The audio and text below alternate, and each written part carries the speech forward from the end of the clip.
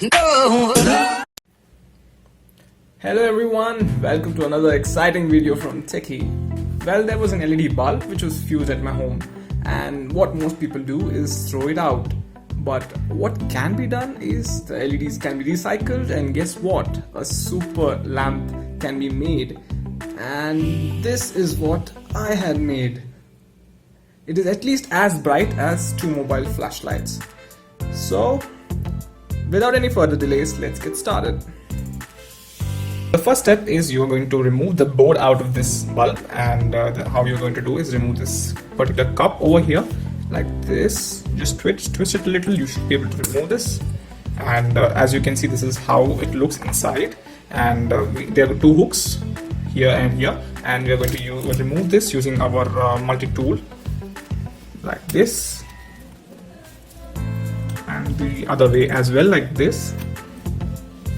And once you have removed the hooks, you can cut these wires like this, and you can easily separate out this particular thing out of the bulb.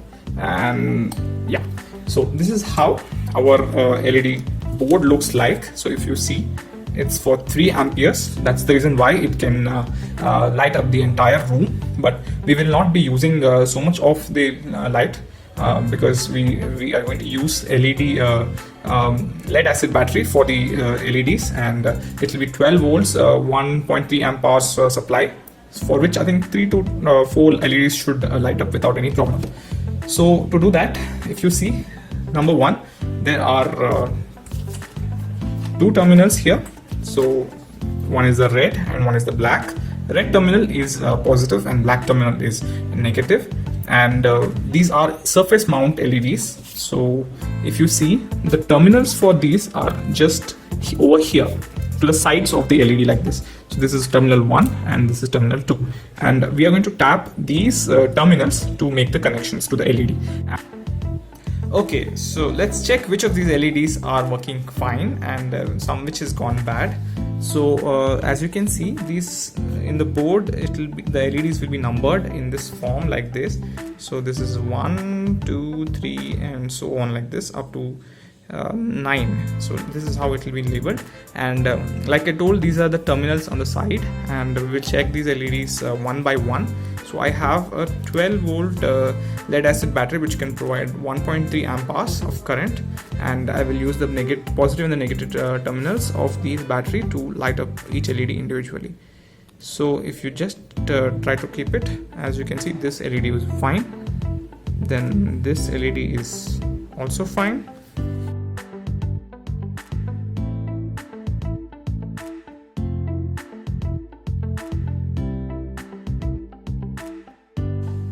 If you see, this is the one that is gone bad, and that's why it lights dimming.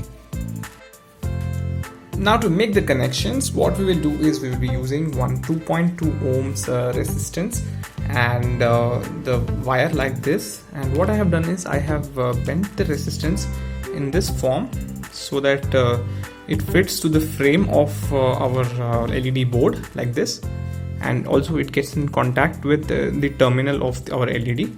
And so once you do it, it looks something like this. And now what we will do is we will solder it over here so that it stays firm.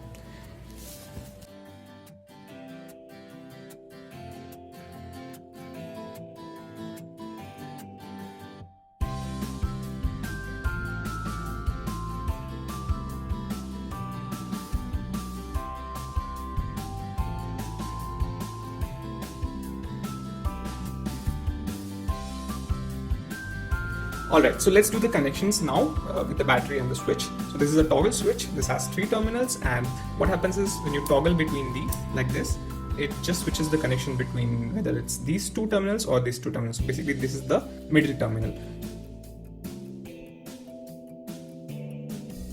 Once you have fixed it, you can solder these so that they stay firm.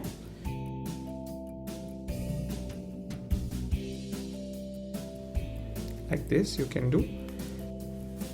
So after soldering, I've made the connections, and this is how it goes.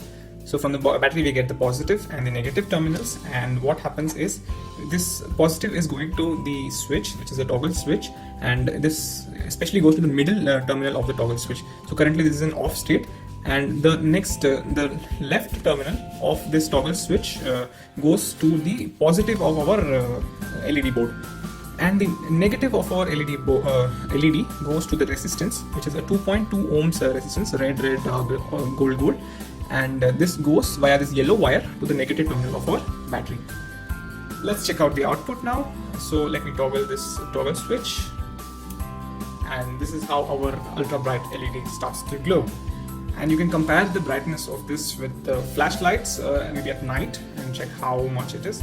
But as you can see, it's very bright, and it's easily sufficient for using it for night and all that. And one more thing about this is we can make use of the other LEDs as well in the same board and give more power supply so that we're able to light it up. And one specific thing I would like you all to focus about is the resistance value that you have to choose. I chose it with a lot of calculations, and basically if you just hold it, the resistance should not heat up, and this is how we actually check after we have done our calculations and we have made these connections. So that's it, guys. Thanks a lot for watching. Please subscribe to our channel, Teche. Thank you.